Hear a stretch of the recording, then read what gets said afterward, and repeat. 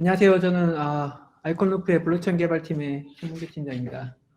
오늘은 BTP 2.0 인트로덕션 2.0에 대한 기능 그리고 BTP의 발전 등등에 대한 내용을 발표를 진행하도록 하겠습니다. 오늘 데모나 이런 거 있지는 않고요. 2.0에 어떤 새로운 기능이 들어가는지 그리고 BTP의 기본적인 컨셉에 대한 혹시 궁금하신 분들이 있을 것 같아서 BTP에 대한 기본 컨셉의 발전이 어떤 식으로 이루어졌는지 그런 것들을 설명드리도록 하겠습니다. 발전 아젠다는 이렇고요. BTP 2.0이 뭐냐? BTP 2.0에 이제 BTP 블락이란 기능, 시스템 디파짓 기능, 아비트리 콜 서비스 기능에 대한 설명을 쭉 진행하도록 하겠습니다. 일단 BTP는 인터 블록체인 커뮤니케이션을 위한 저희 아이콘 루프가 개발하고 있는 기술이고요. BTP 약자가 블록체인 트랜스미션 프로토콜이 원래 처음 만들어질 때 약자는 블록체인 트랜스미션 프로토콜이에요. 근데 요즘 인터체인이 화두가 되다 보니까 인터 블록체인이라고 부르기도 하고 인터체인이라고 부르기도 하고 뭐 브릿지 기술 뭐 다양한 이름으로 부르고 있긴 하죠. 근데 가장 많이 접하는 거는 이제 이런 것들. 지금 나와 있는 이제 블록체인 브릿지 기술들이 대부분 나와 있어요. 근데 브릿지라는 거는 개념적으로는 그냥 두 블록체인을 연결한다. 다리다. 연결하는 다리다라는 느낌이니까 사실 어떤 기술을 사용하든지 어찌됐든 뭔가 연결이 되기만 하면 브릿지 기술이라고 볼 수 있죠. 근데 이제 대부분 여기서 나와 있는 이런 뭐 웜홀이라든지 레인보우 브릿지라든지 커넥트라든지 뭐 옵틱스라든지 아바란시라든지 뭐 이런 애들은 엄밀하게는 그 어셋 트랜스퍼 기능이에요. 어셋 트랜스퍼 이외에 현재 뭔가 정보 교환 기능이 들어있는 게 있냐고 물어보면 엄밀하게 현재까지는 거의 없다고 봐도 무방할 정도라고 보시면 돼요. 코스모스가 기본적으로 IBC라는 프로토콜을 개발할 때는 일반적인 정보도 전달할 수 있게끔 개발이 되긴 했지만 밑에 보시면 여기 뭐 펀더멘트 포커스된 홉이라든지 뭐 이런 애들이 있긴 한데 XMP, XCMP라는 기술들 여기 이제 기술이에요. 밑에 있는 게 나열된 기술인데 우리는 아쉽게도 나타나지도 않죠. 왜냐면 우리가 자료를 별다리 푼 적이 없어요. 푼 적도 없기도 하지만 기술이 준비가 안 돼서 그래요. 그런 이유 때문에 사실상 많이 알려지진 않았는데 그러니까 이런 인터 블록체인 기술들 밑에 있는 4개를 이제 분류를 하면은 이런 크게 4가지 종류로 분류를 할 수 있어요. 인터 블록체인 기술들을 4가지로 저희는 이제 4가지를 분류를 하는데 물론 이걸 다시 또 세부적으로 나누면 엄청나게 많을 거예요. 근데 이제 크게 이제 4가지로 분류하는 기준은 일단 첫 번째는 어서러티 문제예요. 제가 왼쪽에 있는 게 빨간색이고 오른쪽인 게 파란색인데 빨간색이 뭐 그러니까 A랑 체인과 B 체인을 서로 연결하는데 빨간색의 어서러티죠. 밸리더티 뭐 검증을 하는 검증자들이 있을 거고 B 체인은 B 체인만의 검증자들인 파란색이 있는 거죠. 근데 사실 중간에 초록색이 껴든다는 말은 뭐냐면 사실 A의 메시지를 B를 전달할 때 초록색인 누군가가 그걸 확인하고 전달한다는 의미예요. 그래서 완전히 다른 어서러티가 들어간다는 의미입니다. 그래서 쉽게 얘기하면 거래소. 돈을 주고받긴 하잖아요. 근데 그 돈을 주고받는 걸 누굴 통해서 확인받고 누굴 통해서 검증받아요? 거래소가 자기가 알아서 하죠. 그러니까 저희는 거래소를 믿을 수 없으면 쓰면 안 되는 기술이죠. 근데 거래소를 믿는 거예요. 대신 나쁜 점은 거래소가 해킹당하면 다 날아갈 수 있는 거죠. 그게 이제 가장 큰 차이다. 거래소에 있는 어서리티가 뭐 메인키라든지 뭐 서버라든지 해킹당하면 이제 양쪽이 다 망가지는 거예요. 물론 양쪽이 다 망가지는 건 아니고 해당 이제 어서리티를 믿고 돈을 맡겼던 사람들은 피해를 볼 수 있게 되는 거죠. 근데 솔직히 말해서 블록체인 A에 있는 뭔가 자산이나 이런 것도 블록체인 A가 망가지면 다 망가지는 거죠. 마찬가지로 블록체인 B에 있는 자산은 뭐 블록체인 B가 망가지면 다 망가지는 거고 그거는 똑같아요. 똑같은데 중간에 있는 초록색 이 어서리티가 끼어든다는 게 이제 가장 큰 차이고 근데 이 초록색이 껴드는데 제가 동그라미 하나 있는 게 있고 2개 이상이 그려져 있는 게 있죠. 하나인 건 뭐냐면 거래소처럼 하나의 어서리티인 거예요. 그래서 뭔가 특별한 오소리티의 뭔가 합의나 이런 건 없고 그냥 걔를 서버 시스템을 그냥 믿고 쓰는 시스템. 그게 이제 오프체인 익스체인지라고 부르죠. 그러니까 온라인 온체인이 아니고 오프체인에서 모든 걸 다 이제 처리를 하고 그냥 결과만 알려주는 형태로 이제 좌우로 데이터를 주고받는 이런 구조가 제일 처음 나왔죠. 거래소가 대표적인 경우고요. 그 다음에 이제 요즘 많이 나오는 이제 브릿지라는 기술들은 이 어서러티를 하나만 하니까 너무 위험하다. 그래서 이제 암호학적으로 3명 이상이 뭐 MPC를 이용하든 멀티시그를 이용하든 뭔가 검증을 통해서 암호학적인 증명 자료를 좌우로 전달하면서 메시지를 주고받는 방식이에요. 그나마도 이것도 이제 문제는 뭐냐면 아까 말했던 뭐 키가 여러 개든 복수개든 2개든 3개든 얘들끼리 서로 해킹을 하거나 담합을 하면 똑같이 메시지를 포징하거나 페이킹하거나 해킹 당할 수 있는 이제 문제가 있죠. 그래서 그게 이제 두 번째 솔루션의 가장 큰 특징이고 약간 첫 번째로 처음에 개발했다가 리스크가 있는 걸 아니까 두 번째 형태로 지금은 대부분의 산업이 가고 있는 거고요. 그런 문제점 자체를 아예 피하기 위해서 개발되고 있는 게 이제 각자 다이렉트로 연결하는 방식이에요. 다이렉트 연결하는 방식은 검증 자체를 각자의 체인에서 하는 거예요. 그러니까 A 체인의 메시지가 뭔가 발생하면 B 체인에서 암호학적으로 그걸 확인하는 방식이에요. 그래서 중간자가 없어요.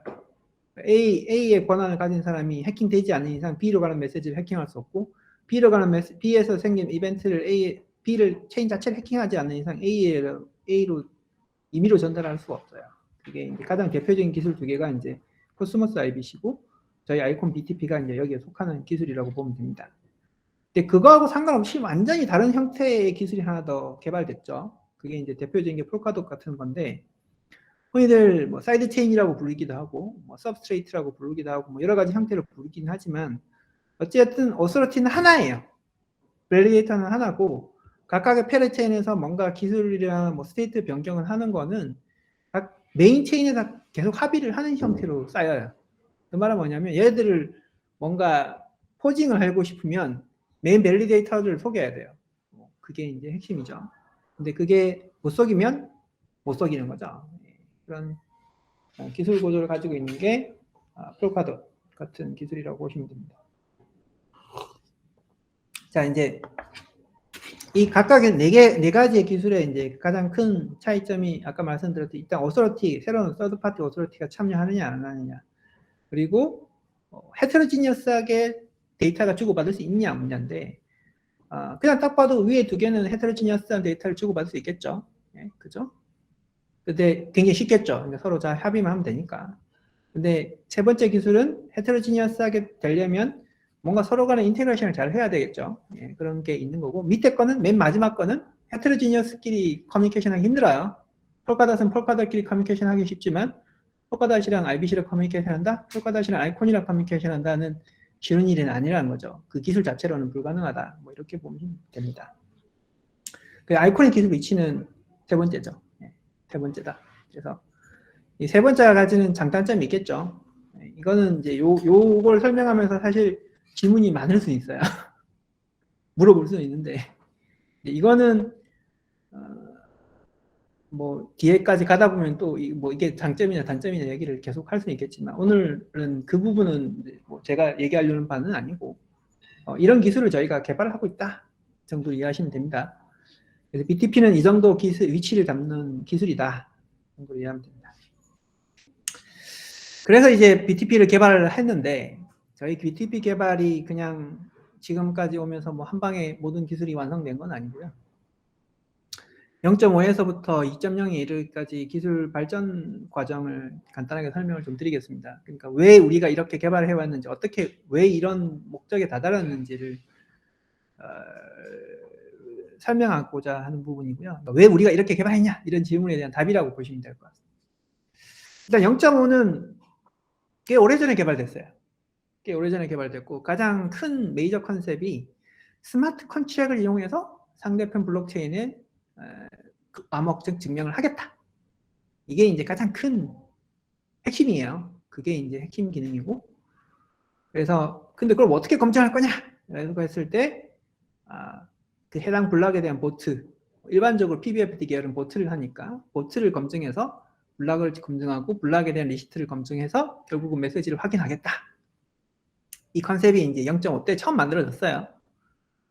뭐 다른 데에 비하면 완전히 다른 기능이에요. 예전에는 IBC 같은 경우는 네이티브 코드로 확인하는 걸로 만들어졌다면 이게 이제 IBC와 저희의 가장 큰 차이가 우리는 스마트 컨트롤러로 그걸 검증하겠다고 하는 거고 IBC는 네이티브 코드로 그걸 검증하려고 해요.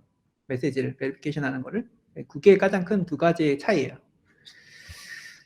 근데 이제 이 컨셉을 만들었을 때 이렇게 가능하다는 POC까지는 같지만 여기에 이제 빠진 기능이 뭐였냐면 그런데 이제 보트를 검증하려면 밸리데이터 그러니까 정당한 밸리데이터 목록을 갖고 있어야 되는데 밸리데이터 목록이 변경되지 않는 게 아니라 이제 IIS가 됐든 뭐 어떤 형태가 됐든 컨센서스 시스템에 의해서 에코시스템 매니지먼트 측면에서 이제 밸리데이터 참가자들이 계속 변경될 수 있잖아요. 그러면 그 변경된 밸리데이터는 어떻게 추적하지?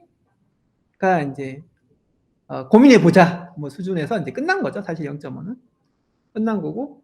그다음에 두 번째 문제는 이제 아이콘 그 당시 아이콘 지금 여기 보이는 아이콘 SK 1.0.9 아이콘 서비스 1.2.3의 상태에서는 프루브 오브 이벤트라고 해서 암호학적인 증명으로 메시지가 있는지를 증명하는 방법이 사실상 마련되어 있지 않았어요.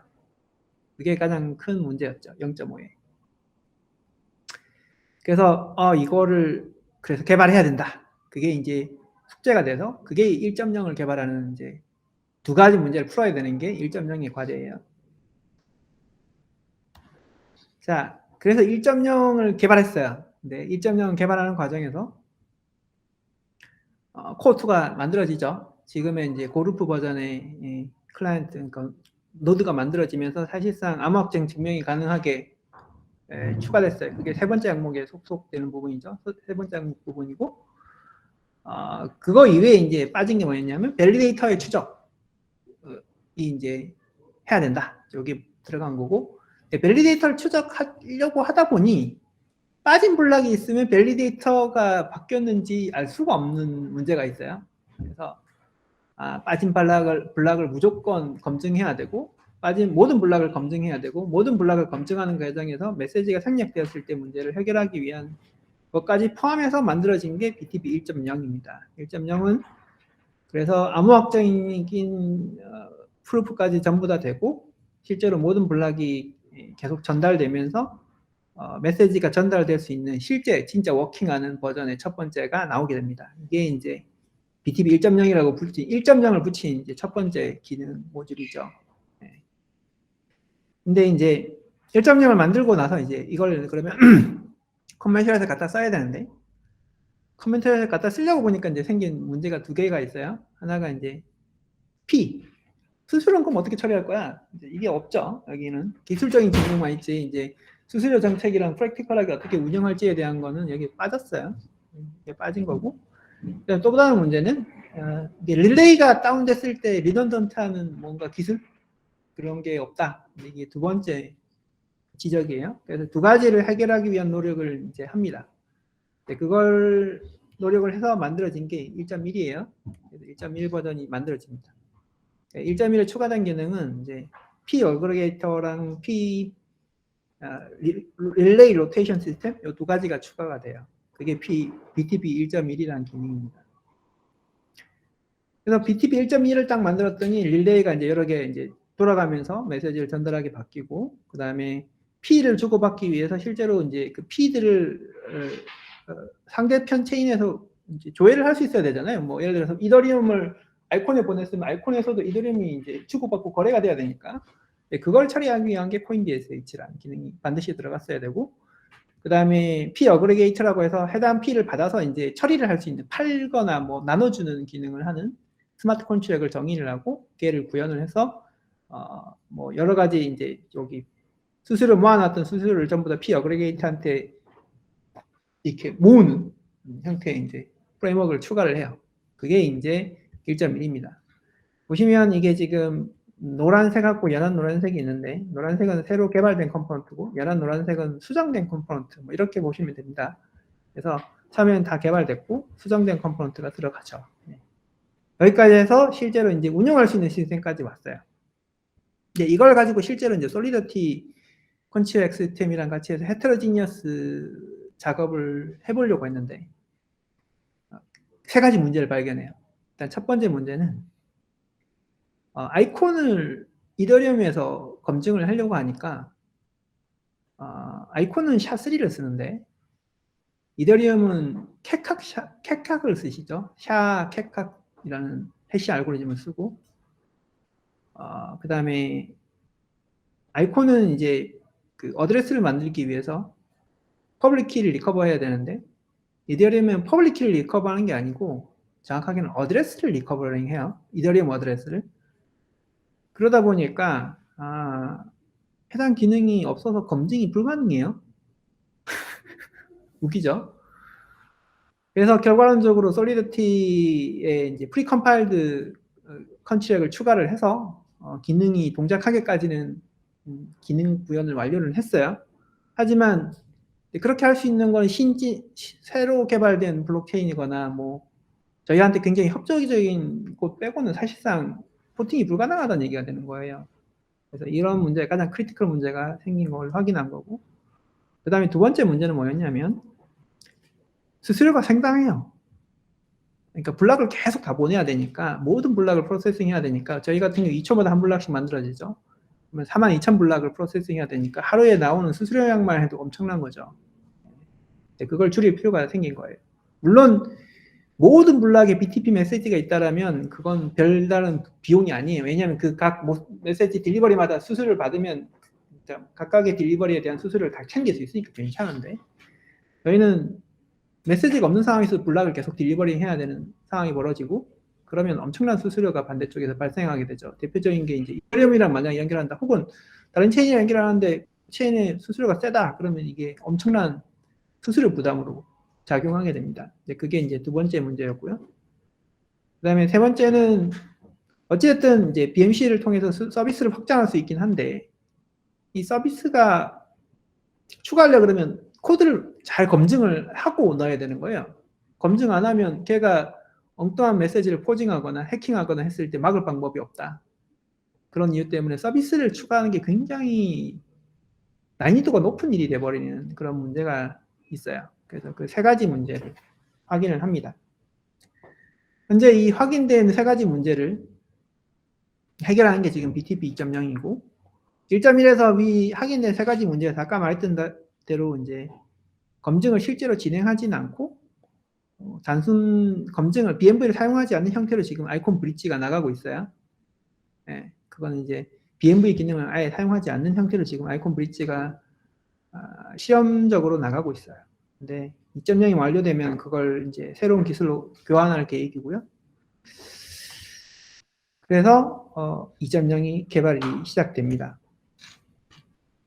자, 그러면 2.0이 아까 세 가지 큰 단점이 있다고 했잖아요.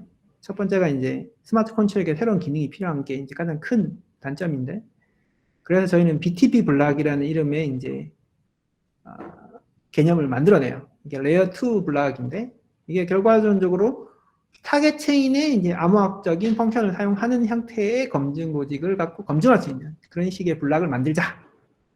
쉽게 말하면 타겟 체인에서 캣캅을 쓰면 우리도 캣캅을 써서 해싱하고, 타겟 체인에서 뭔가 이시 리커버 같은 걸 쓰면 뭐 밸리데이터 목록도 뭐 이더리움 어드레스 목록으로 만들어서 주고 이런 식으로 이제 하는 거예요.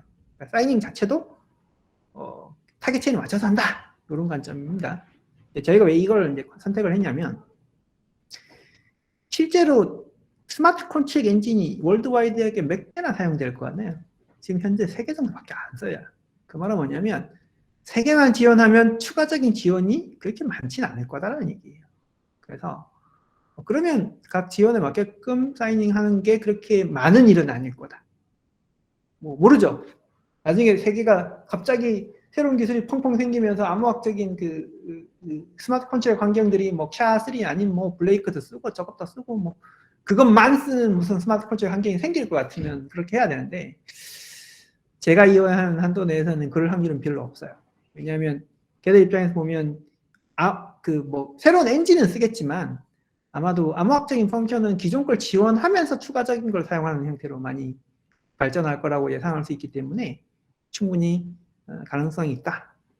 그래서 타겟 체인에 이제 암호학적인 함수를 사용하는 형태의 BTP 블락을 만들어서 극복을 해보자가 이제 첫 번째 기술 내용이에요. BTP 블락이라는 기술이고요. 이제 두 번째 문제가 아까 수수료 문제가 있는데, 그럼 수수료를 반대쪽 타겟에 있는 수수료를 줄일 수는 없어요. 그러니까 우리가 메시지를 전달해서 검증해야 되는 그 만독적 체인, 그 도착지 체인의 그 수수료는 저희가 줄일 수 있는 방법이 없거든요. 하지만 반대는 가능해요. 타겟 체인에서 우리 쪽으로 오는 메시지에 대해서는 검증할 때 수수료를 줄여주는 거예요. 그래서 그렇게 함으로써 이제 수수료가 상당히 낮아지게 되고요. 근데 위에 BTP 블락 기술을 채용하면서 간접적으로 수수료가 또 낮아지는 게, 예전에는 2초마다 무조건 블락을 만들었는데 이제 BTP 블락이라 해서 BTP 전용 블락이 만들어지니까 굳이 블락을 매 2초마다 만들 필요가 없지 않냐, 그게 결론이고, 그래서 메시지가 있을 때만 블락을 만들어요. 그 말은 뭐냐면 타겟 체인에 도착하는 블락의 개수 자체가 확 줄어버려요. 그러니까 수수료가 당연히 낮아지죠. 블락이 줄어들어서 수수료가 낮아져요.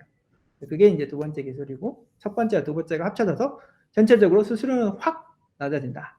그리고 추가적인 암호학적 함수도 구현할 필요가 없어지고, 이 두 가지가 달성이 됩니다. 그리고 이제 세 번째가 들어간 게 이제 Arbitrary Call Service라고 불리는 서비스인데, 그러니까 한마디로 BTP를 아무나 쓸 수 있게끔 약간 오픈해 주는 거예요. 근데 오픈해 주는 대신에 이게 오픈하게 되면 생기는 문제를 이제 저희가 해결을 하고, 이게 약간의 기능의 제약을 두는 거죠. 기능의 제약을 둬서 메시지는 전달해 주지만 실행은 따로 뭐 이렇게 처리하게끔 하는 형태로 해서 그래서 서비스가 쉽게 인테그레이션 하게 만들어 보자. 이렇게 해서 세 가지 형태의 기능을 추가하게 됩니다.